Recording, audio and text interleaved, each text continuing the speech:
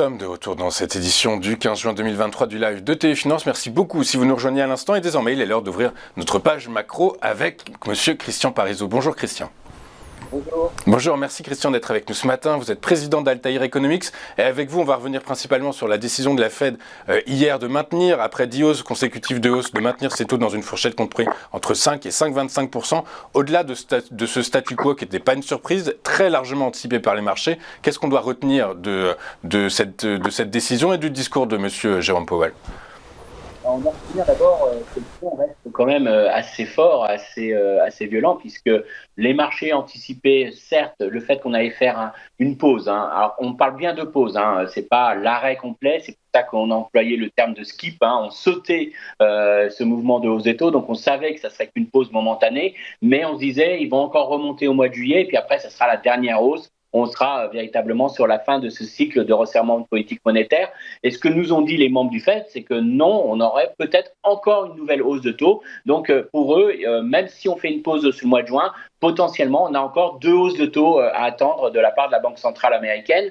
Alors ça, c'est le premier point. Et puis le deuxième point qui est peut-être passé un petit peu plus inaperçu, c'est que M. Powell nous a dit que véritablement, il va falloir maintenir des taux réels positifs dans les prochains mois, y compris tout au long de l'année prochaine. Alors qu'est-ce que ça veut dire dans ce jargon de politique monétaire ? C'est que des taux réels, des Fed Funds positifs, des taux directeurs positifs, ça signifie que la politique monétaire devra rester restrictive au moins tout au long de l'année prochaine. Alors pourquoi restrictif ? Parce que pour eux, véritablement, l'inflation s'annonce quand même beaucoup plus résiliente que ce qu'on anticipait il y a encore quelques mois. Alors certes, il y a un mouvement de désinflation, les pressions inflationnistes s'atténuent, mais ce mouvement est beaucoup trop lent aux yeux de nombreux membres du Fed. Et puis derrière, ça veut dire que l'action de la Banque centrale n'est pas finie et elle doit continuer à monter ses taux. Alors ce qui va peut-être désespérer M. Powell ce matin, c'est quand même la réaction des marchés qui ne croient pas du tout au fait que la Banque centrale puisse encore monter 2 fois ses taux directeurs. Et on voit encore ce matin sur les marchés futurs de Fed Fund, on anticipe encore seulement une seule hausse des taux. Donc ça a du mal à passer sur les marchés, ce discours ne passe pas. On reste toujours dans l'idée que le pire est passé, que les banquiers centraux ont réussi à monter les taux et qu'on reste dans un scénario rose de ralentissement avec un mouvement de désinflation.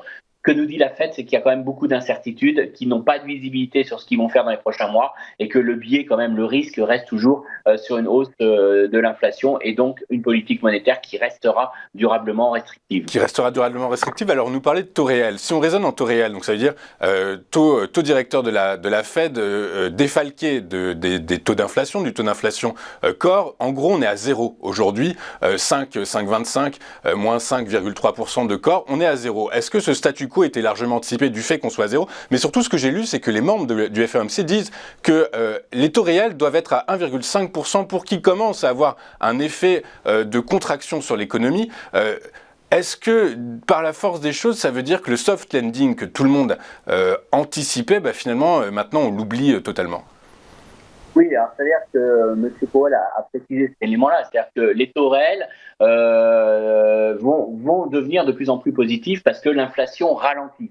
Donc ça, c'est un point important qu'il faut avoir en tête, c'est qu'ils considèrent que leur politique monétaire peut être de plus en plus restrictive sur l'activité, sur l'économie, parce qu'avec le mouvement de désinflation, mécaniquement, même s'ils laissaient inchanger leur taux directeur, les taux réels remonteraient et donc auraient un impact un peu plus fort sur l'activité. Donc pour eux, c'est vrai que ça explique pourquoi ils pensent qu'on n'est pas sur des hausses de taux beaucoup plus importantes, parce que le discours de M. Powell, c'est quand même de dire l'économie américaine est très résiliente. L'économie souffre de la hausse des taux, mais pour l'instant, elle reste quand même relativement solide. On voit que le marché du travail résiste bien, et ça, il le met largement en avant. Alors certes, c'est un peu moins tendu qu'il y a encore quelques mois, les entreprises recrutent plus facilement, les postes vacants sont plutôt à la baisse, mais globalement, il estime qu'aujourd'hui, on reste quand même sur une économie américaine très très forte, et ils sont très déçus du recul, de la rapidité du recul du mouvement de désinflation. Ils remettent pas en cause ce mouvement-là, mais ils sont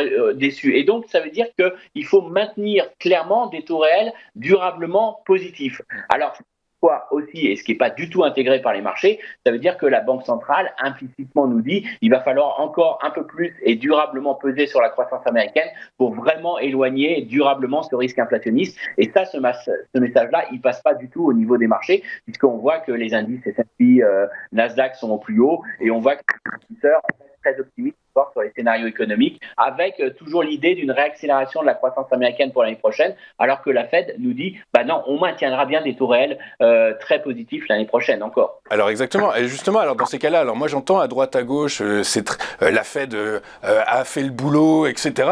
Parce que donc les CPI effectivement sont en baisse, le PPI hier est ressorti également en baisse. Ceci étant, on a quand même, comme vous le dites, S&P et Nasdaq sur des plus hauts de 14 mois. On a un marché de l'immobilier qui, malgré ce que l'on pensait, eh bien retrouve des couleurs. Le marché du travail, comme vous nous l'avez dit, qui est extrêmement résilient. On a des taux de Fed Funds qui sont encore largement inférieurs au taux d'inflation. Du coup, à force des choses, est-ce qu'on peut réellement dire que la Fed a fait le boulot en réalité? C'est ce qu'ils nous ont dit hier. Ils nous ont dit qu'il y a encore 2 hausses de taux à prévoir. Hein. Donc, on est loin d'avoir fini et on est très très loin de la dernière hausse de taux. Alors, naturellement, ce ne sont que des prévisions. Hein. C'est en tout cas la majorité des membres pensent que, de toute façon, Powell l'a dit dès le début de son intervention, il a dit la plupart des membres pensent qu'il ne sera nécessaire de encore remonter les taux directeurs. Donc après, c'est vrai que j'ai un petit problème de communication de la part de la Banque centrale. S'ils estiment qu'il faut remonter les taux directeurs, pourquoi pas les s'asseoir et attendre juillet?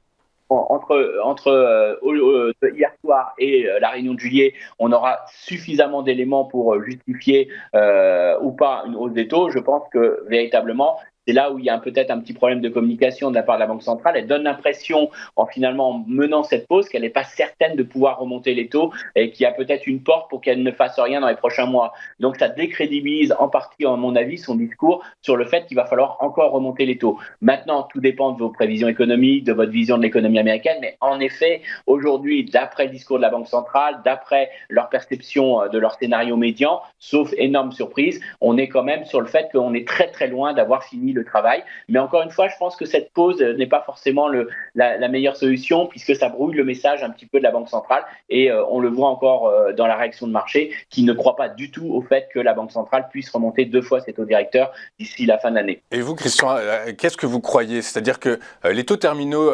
avant-hier étaient encore anticipés à 5,1% selon la Fed. Là, maintenant, ils sont à 5,6%. Est-ce que ça peut aller, est-ce qu'ils peuvent continuer à finalement, est-ce que les 5-6%, c'est juste, finalement, ça ira plus haut après, selon vous? On est aujourd'hui sur des éléments assez contradictoires. On n'est pas dans un cycle classique, on n'est pas dans un retournement classique parce qu'on voit qu'il y a des secteurs qui se portent très très bien, notamment les secteurs des services, alors que d'autres secteurs sont clairement en récession, comme le secteur industriel et le secteur de la construction. Donc il y a plusieurs points. D'une part, on est quand même sur très très loin d'une image d'une économie américaine tombant en récession de manière très agressive. Mais très clairement, on manque de visibilité sur la croissance américaine parce qu'on a cette consommation des ménages américains qui reste particulièrement solide, mais on a quelques signaux de faiblesse. Alors, pincement de marge des entreprises, fragilité potentielle de l'investissement, dépenses publiques qui seront quand même contraintes sur le deuxième semestre. Donc, ça ne nous donne pas beaucoup de visibilité sur ce qu'on peut faire. Par contre, ce qui est certain, c'est que le mouvement de désinflation va se poursuivre. Mais on est très très loin de l'objectif de la Banque centrale. Donc pour moi, ça reste crédible ce qu'ils nous disent, d'avoir à remonter les taux encore 2 fois. 1 fois ou 2 fois, ça reste très crédible. Je pense qu'on n'a pas fini dans la hausse des taux. Mais c'est vrai qu'on paye aujourd'hui notre manque de visibilité sur l'économie parce qu'on n'est pas dans un cycle classique de ralentissement et on n'est pas à l'abri quand même d'avoir très mauvaise surprise sur la croissance américaine au deuxième semestre. Donc, je dirais que c'est un mélange des deux. C'est-à-dire que je pense qu'à très court terme, la Fed n'a pas le choix. Elle doit poursuivre dans sa remontée des taux et avec un risque de récession plutôt marqué au deuxième semestre, chose qui n'est pas anticipée puisque le marché est sur le scénario rose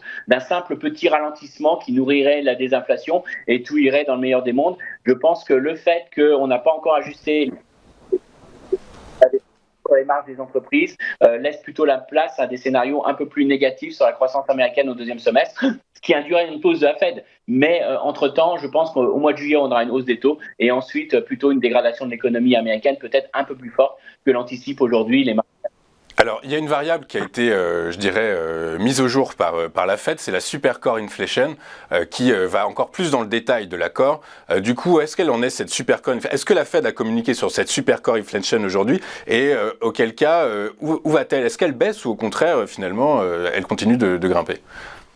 Alors, cette inflation core, c'est l'indice des prix moins tout ce qui est énergie et produits alimentaires, ça on connaît, hein.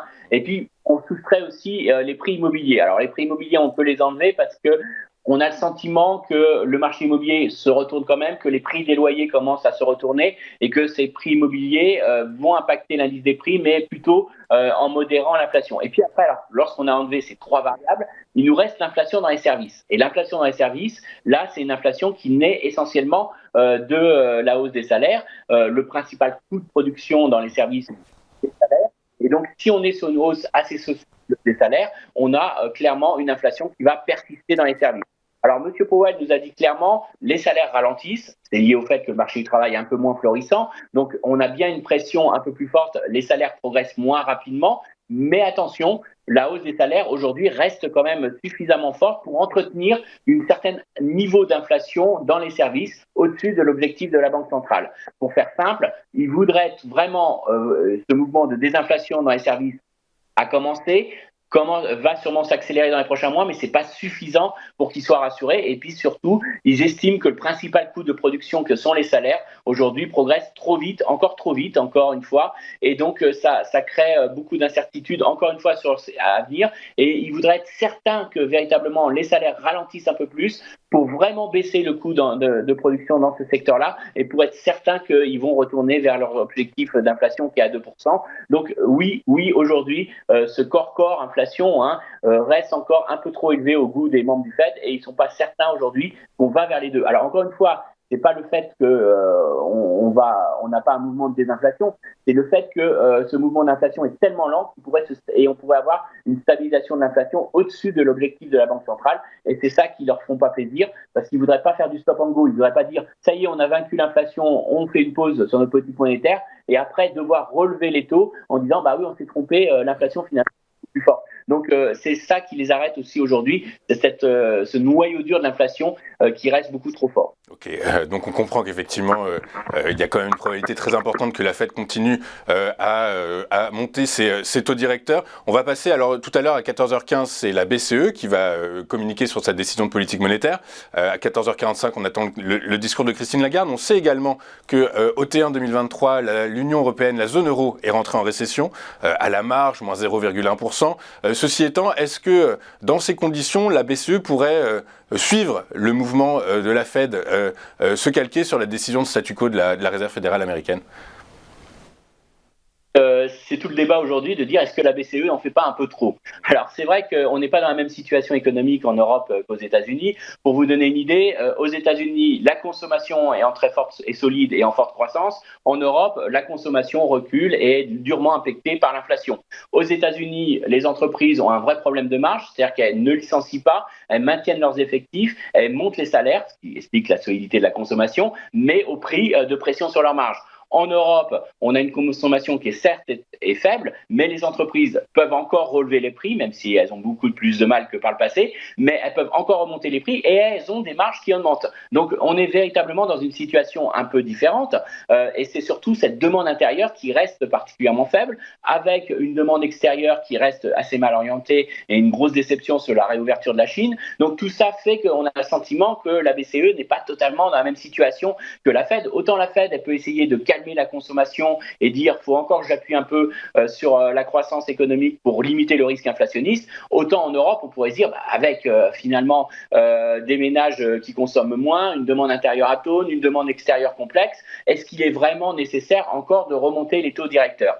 Alors le seul problème c'est que la BCE a aussi elle regarde d'autres statistiques et elle regarde notamment l'évolution des salaires et elle s'aperçoit qu'il y a quand même une nette accélération des salaires en Europe. Alors certes c'est un effet rattrapage, on a eu un fort choc sur le pouvoir d'achat des ménages européens, ce qui explique aussi la faiblesse de la consommation. Donc c'est un effet rattrapage, mais elle est un peu comme dans l'histoire de la Fed avec le secteur des services, elle est dans la crainte que finalement ces hausses de salaire commencent à réalimenter un dynamisme de la consommation et derrière réalimente finalement une capacité dans le secteur des services à relever les prix et donc on resterait sur une inflation forte. Alors d'une part, elle est inquiète parce que les entreprises ont toujours la capacité de maintenir leur marge, ça veut dire qu'elles peuvent passer des hausses de coûts, que les consommateurs l'acceptent. Donc, elle voudrait quand même peser encore un peu plus sur les consommateurs pour véritablement enlever ce pricing power, cette capacité des entreprises européennes à relever les prix. Et puis, elle ne voudrait pas non plus que ces hausses de salaire fassent rebondir la consommation, relancent l'économie, et alors que l'inflation reste encore très, très éloignée de son objectif d'inflation.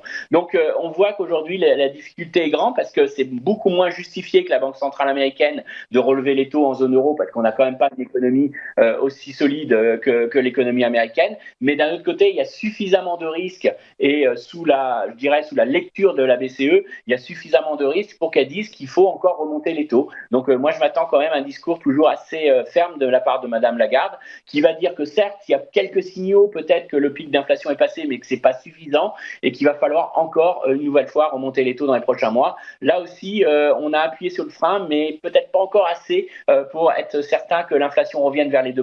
Alors vous allez me dire, pourquoi 2%? Pourquoi pas 3%? Pourquoi pas 4%? Encore une fois, ce qui inquiète la Banque centrale, c'est la dynamique d'inflation. Et aujourd'hui, on est encore sur une dynamique inflationniste assez élevée. Et puis sa crédibilité surtout. Alors peut-être qu'un jour, elle vous dira que l'objectif d'inflation, c'est pas 2, c'est 3. Mais peu importe. Aujourd'hui, il faut qu'elle soit crédible sur cet objectif-là. Et il faut ramener les prix vers ces 2%.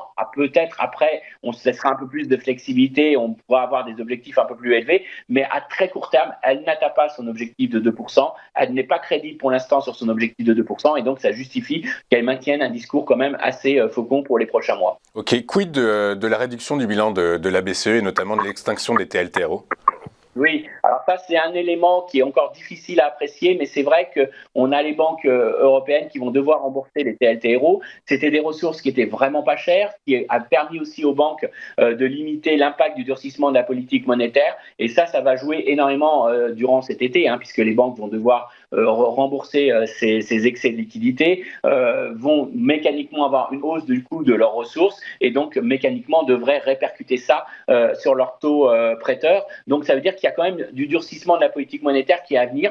Ça sera un élément quand même qui pourrait un petit peu modérer et qui pourrait jouer sur les discours des plus colombes de la BCE. Maintenant, du côté allemand, du côté des Pays-Bas, on voit qu'on n'est pas encore convaincu totalement et on regarde toujours l'inflation. Et l'inflation reste, les indices d'inflation restent quand même l'élément central du discours des plus faucons de la BCE. Donc oui, il va y avoir un durcissement des politiques monétaires. Oui, le ralentissement du crédit, et puis même si on prend les entreprises non financières, on est plutôt vers une contraction de l'encours de crédit va se poursuivre. Donc on est bien sur quelque chose de négatif, mais ça suffit pas pour les plus faucons de la BCE. Donc ce qui explique que Mme Lagarde va quand même maintenir cette pression. Mais en effet, cet été, on devrait avoir quand même des signaux beaucoup plus forts de ralentissement de l'économie européenne liés quand même à ce durcissement de politique monétaire. Donc oui, c'est efficace et on arrive quand même à la fin de ces...